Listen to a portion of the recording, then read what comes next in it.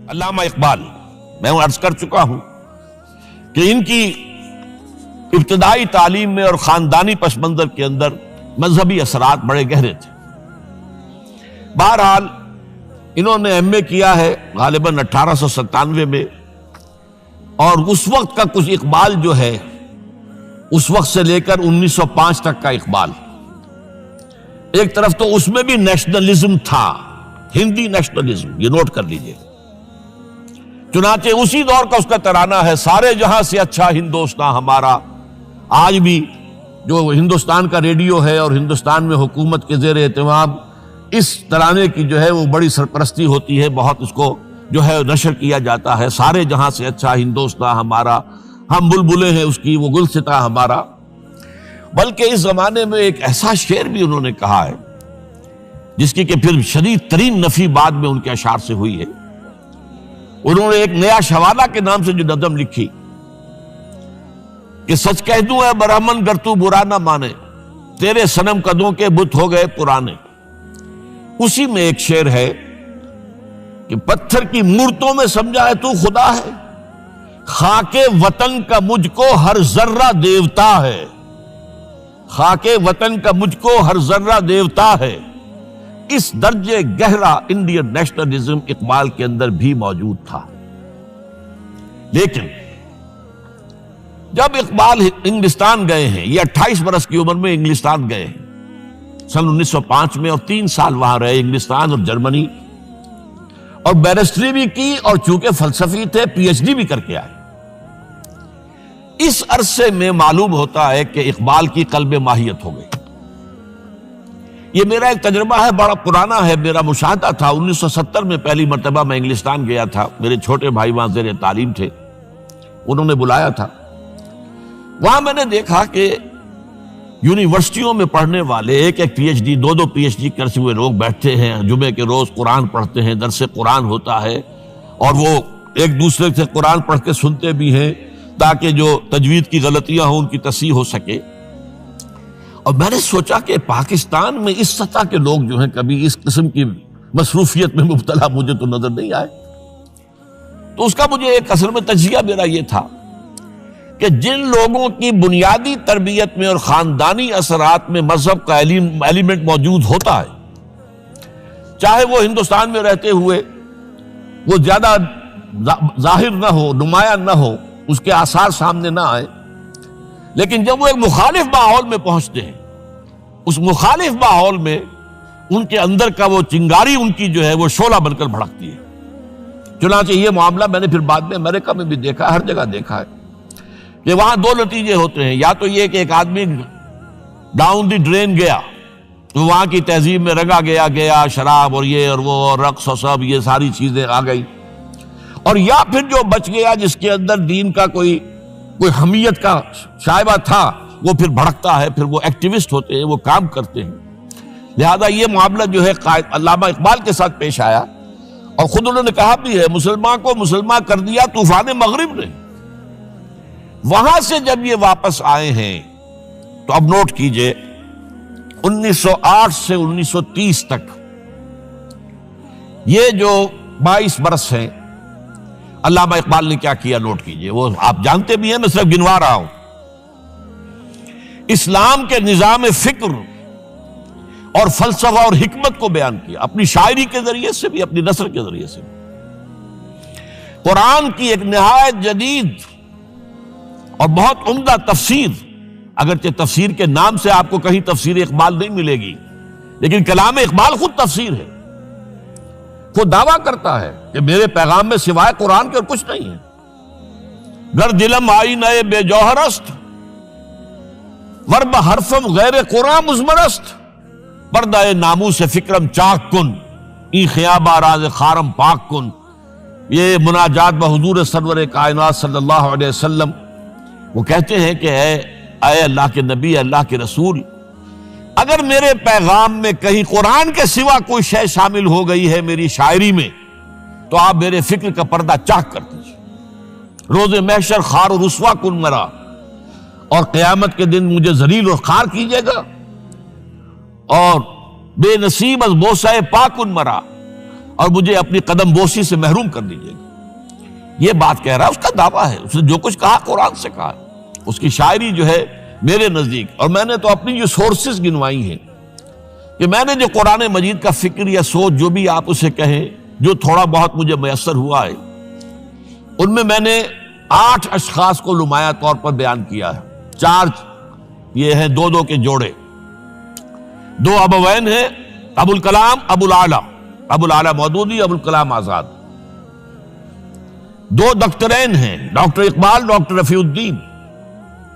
2 شیخین ہیں، شیخ الہند مولانا محمود حسن، جن کا ترجمہ ہے قرآن مجید کا، اور اس پر حواشی ہے شیخ الاسلام شبیر احمد عثمانی کی. 2 ہی عین مولانا فراہی اور مولانا اصلاحی، جنہوں نے قرآن مجید کے مضامین کے اندر جو اندرونی نظم ہے اسے واضح کیا. علامہ اقبال میری ایک بہت بڑی سورس ہے، بلکہ سب سے زیادہ گہرا اثر مجھ پر جو ہے بچپن سے جو ہوا ہے وہ تو علامہ اقبال کا ہے. 5ویں جماعت کا طالب علم تھا جب ان کا یہ شعر میرے ذہن میں کہیں چپک کر رہ گیا ہے، جواب شکوہ کا: وہ زمانے میں معزز تھے مسلمان ہو کر، اور تم خار ہوئے تارک قرآن ہو کر. پھر علامہ اقبال نے مغربی فکر پر شدید تنقید کی، بہت بڑا ناقد، اور خاص طور پر مغربی تہذیب جو ہے اس کی نفی کی. یہ سارا کام کیا، اور اس سب سے بڑھ کر وہ تجدید ملت اسلامی کا علمبردار بن کر سامنے آیا. اس نے خوشخبری دی کہ دنیا میں اسلام کے غلبے کا دور آنے والا ہے. ملت اسلامیہ جو اس وقت دبی ہوئی ہے، پسی ہوئی ہے، پوری دنیا میں پامال ہے. آپ کو معلوم ہے کہ پہلی جنگ عظیم کے بعد کیا صورت ہو گئی تھی. سلطنت عثمانیہ کے جب دھجیاں بکھیر دی گئیں، اور کولونیل امپیریلزم جو ہے پورے عالم اسلام پر حکمران تھا، پورا عالم اسلام جو ہے محکوم.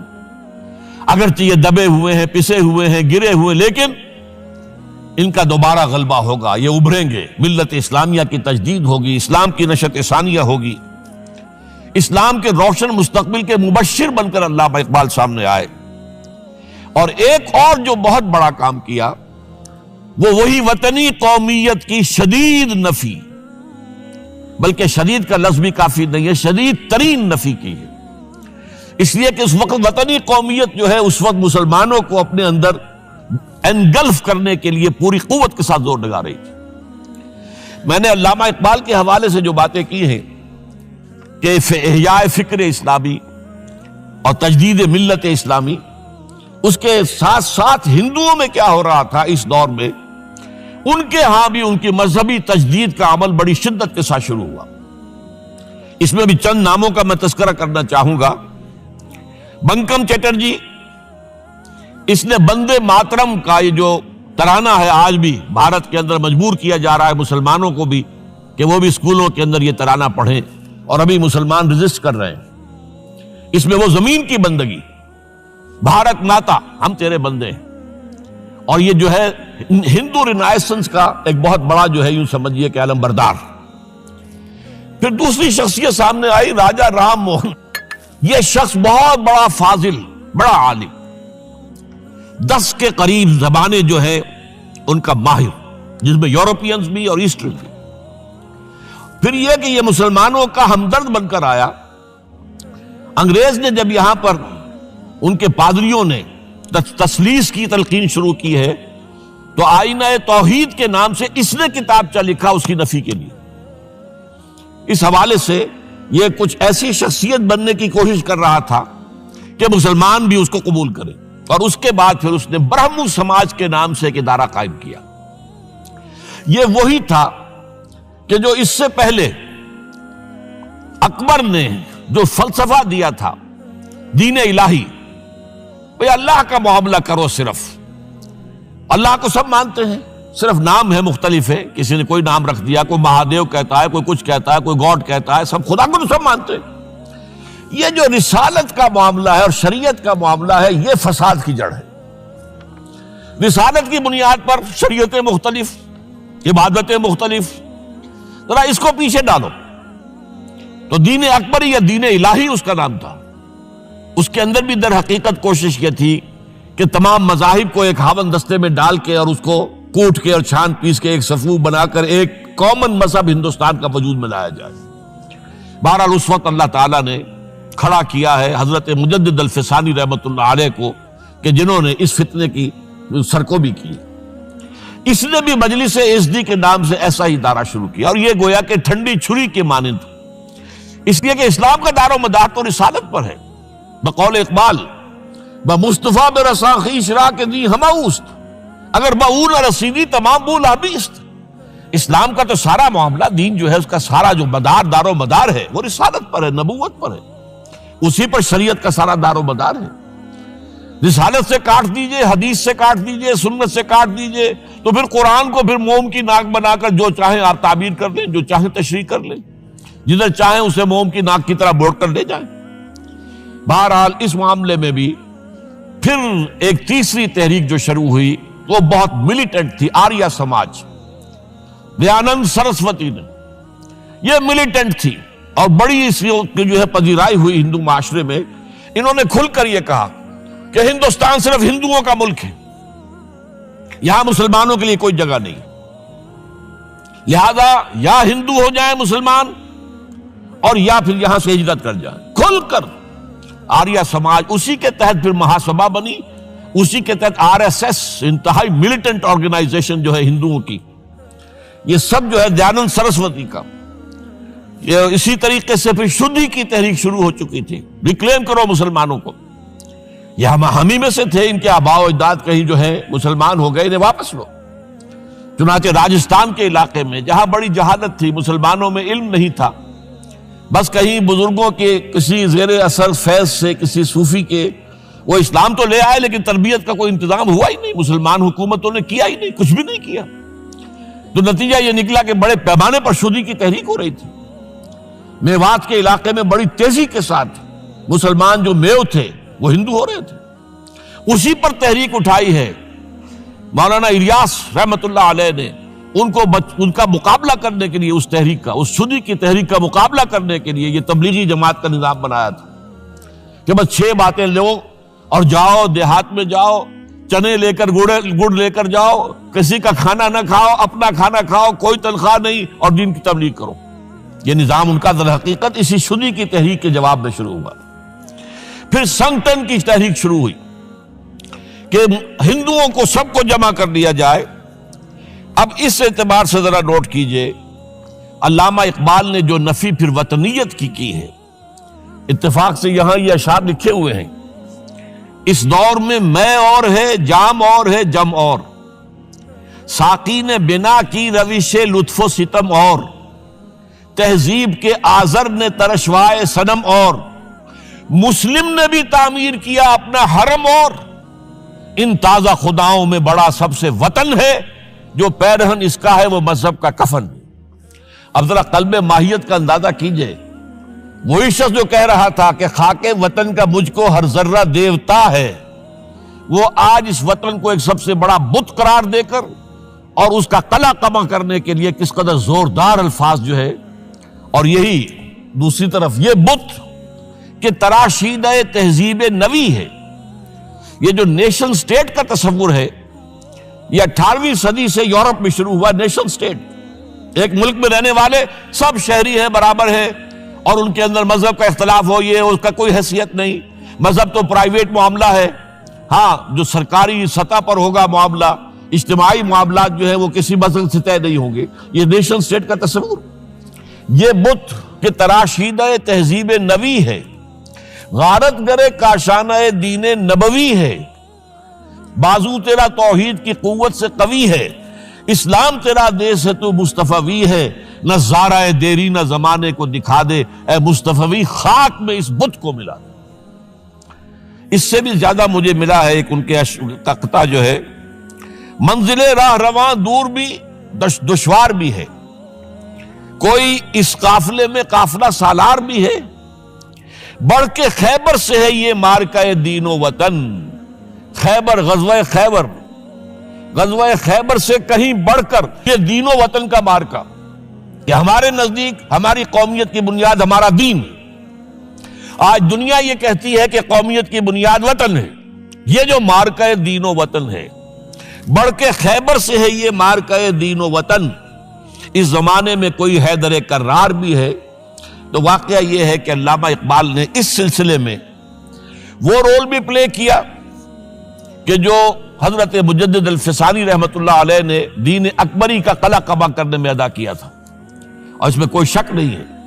اس اعتبار سے میں کہا کرتا ہوں کہ حضرت مجدد الفسانی کے بروز کی حیثیت رکھتے ہیں علامہ اقبال، اور ان کو جو گہری نسبت تھی، حاضر ہوا میں شیخ مجدد کی لحد پر، وہ خاک کے ہے زیر فلک مطلع انوار، گردن نہ جھکی جس کی جہانگیر کے آگے، جس کے نفس گرم سے ہے گرمی احرار، وہ ہند میں سرمایہ ملت کا نگہباں، وہ ہند میں سرمایہ ملت کا نگہباں۔ ملت کا سرمایہ تو سارا کا سارا جو ہے ایمان بالرسالت سے۔ آپ حضرت مجدد الفسانی کے خطوط پڑھیے، سب سے زیادہ زور اطاعت رسول، اطاعت رسول، اطاعت رسول، اطاعت رسول۔ جس کی جڑ کاٹنے کی کوشش کی تھی دین الہی کے ذریعے سے اکبر نے، اس کو دوبارہ مستحکم کیا ہے وہ مجدد الفسانی رحمۃ اللہ علیہ نے۔ اب آئیے 1930 کا ماہ دسمبر، اس میں ایک بات ہم دیکھ چکے، محمد علی جناح ہندوستان کی سیاست سے مایوس ہو کر ملک چھوڑ کر انگلستان میں جا کر آباد ہو چکے۔ اور اس ضمن میں ایک واقعہ میں آپ کو سنا دوں۔ ایس ایم اکرام صاحب کا نام بہت سے حضرات کے علم میں ہوگا، ان کی 3 کتابیں جو ہیں بڑی مارکت الآراء ہیں، آب کوثر، موج کوثر، روض کوثر۔ ادارہ ثقافت اسلامیہ کے ڈائریکٹر رہے بہت عرصے تک، بہت پڑھے لکھے آدمی تھے۔ وہ آکسفورڈ میں پڑھتے تھے اس زمانے میں۔ وہ لندن گئے، انہوں نے محمد علی جناح صاحب سے ملاقات کی اور کہا کہ آپ کیوں چھوڑ کر آ گئے ہندوستان؟ ہندوستان کے مسلمانوں کو آپ کی رہنمائی کی ضرورت ہے۔ تو جواب جو تھا محمد علی جناح کا وہ نوٹ کرنے کے قابل ہے۔ ہندوز آر انکوریجیبل، یہ ہے جو نتیجہ نکالا تھا محمد علی جناح نے۔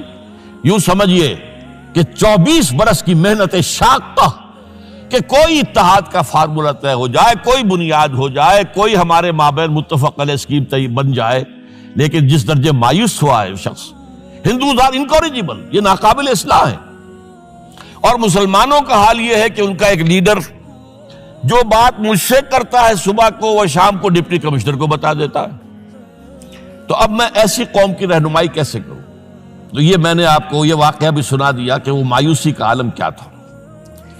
لیکن اب جو ہے 1930 میں، جبکہ مسلم انڈیا کا ایک سورج تو غروب ہو گیا تھا، مغرب میں جا کر بیٹھ گیا، مغرب میں سورج غروب ہوتا ہے، ایم اے جناح تو وہاں بیٹھ گئے۔ ایک سورج اب طلوع ہوا ہے مسلم لیگ کے پلیٹ فارم پر، یہ ہے علامہ اقبال۔ 1930 کا جو ان کا خطبہ ہے الہ آباد کا، وہ بہت اہم، بہت اہم، بہت اہم۔ ایک تو یہ کہ انہوں نے اپنی شاعری کے ذریعے سے وطنیت کی جو نفی کی تھی اور مسلم قومیت کا جو اس بات کیا تھا، اسے ایک فلسفیانہ انداز میں، سوشیولوجی، عمرانیات کے مسلمہ اصولوں کی روشنی میں جس طریقے سے مدلل بیان کیا ہے، اس اعتبار سے وہ ایک بہت قیمتی دستاویز ہے۔ لیکن اس کے ساتھ ہی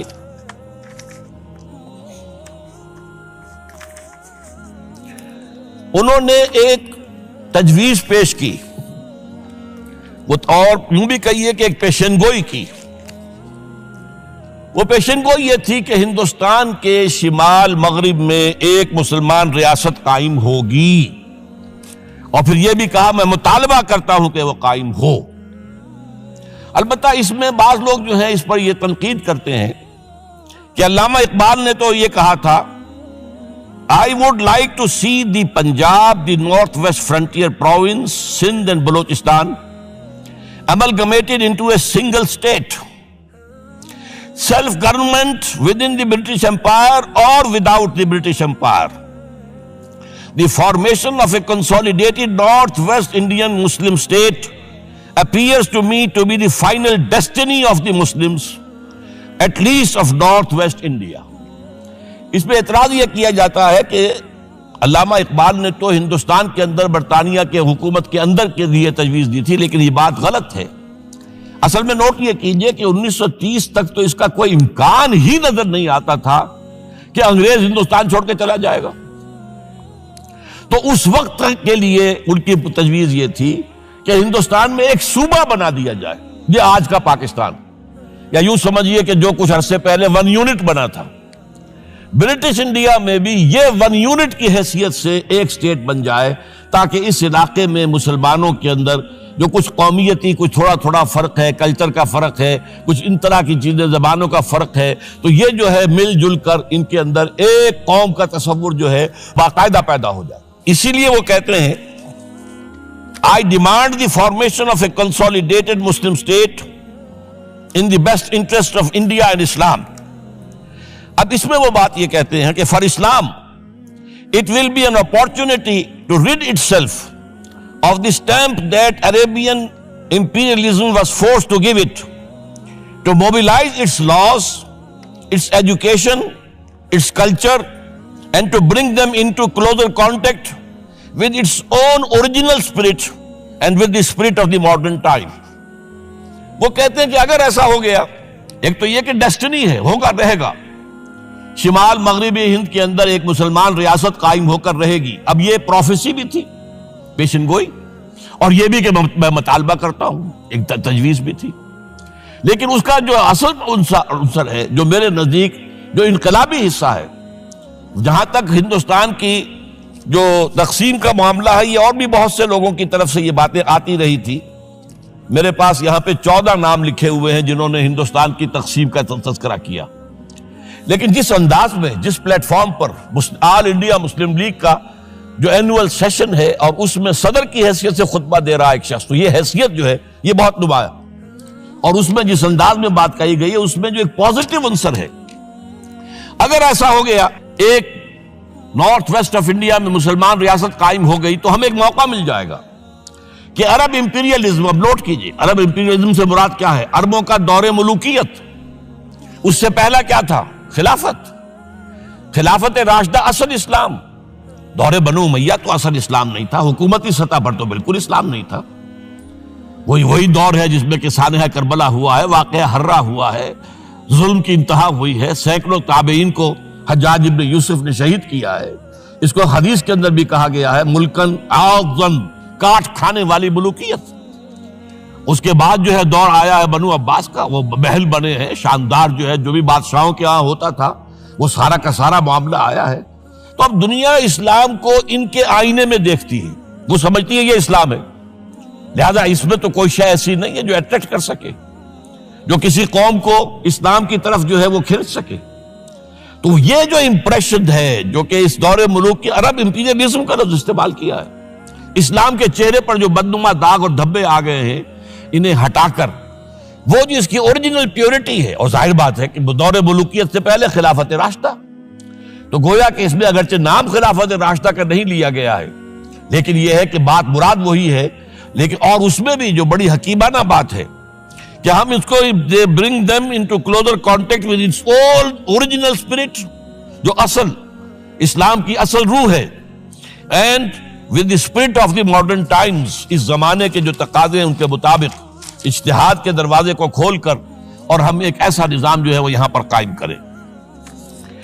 یہ ہے وہ چیز کہ جس نے تحریک مسلم لیگ کے اندر ایک مثبت جذبہ، یہ نوٹ کر لیجئے میرے الفاظ، 1906 سے لے کر 1930 تک تحریک مسلم لیگ صرف ایک منفی موٹیو پر چل رہی تھی، منفی، نیگیٹو، خوف، ہندو کا خوف، ہندو دبا لے گا، ہندو ایکسپلائٹ کرے گا، ہندو معاشی طور پر بھی، تہذیبی طور پر بھی، ثقافتی طور پر بھی، مذہبی طور پر بھی شدی کی تحریک چل رہی ہے، ہمیں راستہ دکھایا جا رہا ہے، ہندوستان چھوڑ دو اور بھاگ جاؤ، چلے جاؤ۔ یہ سارا خوف کا عنصر تھا، اور اس میں تحفظات تلاش کرنے، کوئی ایسی یقین دہانیاں کہ وہ مسلمانوں کے حالات بہتر ہو جائیں، اس کے علاوہ کوئی اور موٹیو نہیں تھا، یہ منفی موٹیو تھا۔ اور اس کی وجہ ساتھ ہی یہ ہے کہ مسلم لیگ اس وقت تک کوئی عوامی جماعت تھی ہی نہیں، بلکہ کچھ خواص، جو اونچے لوگ، نوابوں اور نوابزادوں اور ان ایسے لوگوں کی جو ہے یہ ایک جماعت تھی۔ لیکن 37 میں جو یہ انجیکشن لگا ہے یہ پازیٹیو ہے۔ اس کی مثال میں دیا کرتا ہوں کہ کوئی مریض پڑا ہوا اپنے بیڈ پر اور گلوکوز کی بوتل لگی ہوئی ہے اور ایک ٹیوب چل رہی ہے، تو اس کے اندر ہی کوئی اب انجیکشن لگانا ہے تو اس ٹیوب میں لگا دیتے ہیں، ایسا نہ ہو کہ کوئی اور پرک دینی پڑے مریض کو اور اسے تکلیف ہو۔ تو گویا کہ مسلم لیگ کا جو بھی وہ ایک نظام تھا اس میں ایک انجیکشن لگایا ہے علامہ اقبال نے 1930 کے خطبے میں۔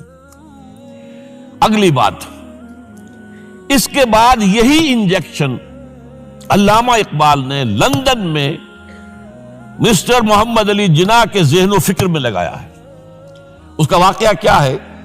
3 گول میز کانفرنسیں ہوئی تھی، پہلی اور دوسری میں محمد علی جناح بھی شریک تھے، تیسری 1932 میں ہوئی، اب وہ شریک نہیں ہوئے، اس لیے کہ وہ سیاست چھوڑ چکے تھے، وہ تو سیاست کو خیر بات کہہ کر اب پریکٹس کر رہے تھے، لیکن علامہ اقبال اس میں گئے تھے، وہاں موقع ملا، قریبی ملاقاتیں ہوئیں، گفتگویں ہوئیں، اور ان ملاقاتوں کے نتیجے میں یہی انجیکشن علامہ اقبال نے محمد علی جناح کے ذہن اور فکر کے اندر لگایا ہے کہ بات کرو اسلام کے احیاء کی، وہ چیز کہ جو مسلمانوں کے جذبات کے اندر گرمی پیدا کرے، حرارت پیدا کرے۔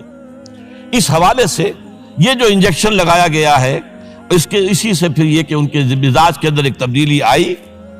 کچھ اور لوگوں نے بھی انہیں کہا ہوا تھا، لیکن یہ کہ خاص طور پر یہ بات اقبال کی تھی جس کی اپنی ایک حیثیت تھی۔ بہرحال 1934 میں ایم اے جناح واپس آ گئے، پھر انہیں مسلم لیگ کا تا حیات صدر بنا دیا گیا، پھر انہوں نے مسلم لیگ کو سنبھالا ذرا، لیکن 1936 کے الیکشن جو آئے یہاں پر، اس میں کانگریس پوری اوور ویلمنگ میجورٹی سے جیت گئی۔ ابھی محمد علی جناح کو موقع ملا ہی نہیں تھا کہ ابھی مسلم لیگ کو سنبھال سکتے، اور ان جو وزارتیں بنی تھی اس دور میں کانگریس کی، انہوں نے جو سلوک مسلمانوں کے ساتھ کیا، جو مظالم ڈھائے، جو انہیں دبایا اور ان کے حقوق کو پامال کیا، اس سے وہ نیگیٹو جو ایک موٹیو تھا وہ بھی اور قوی ہو گیا۔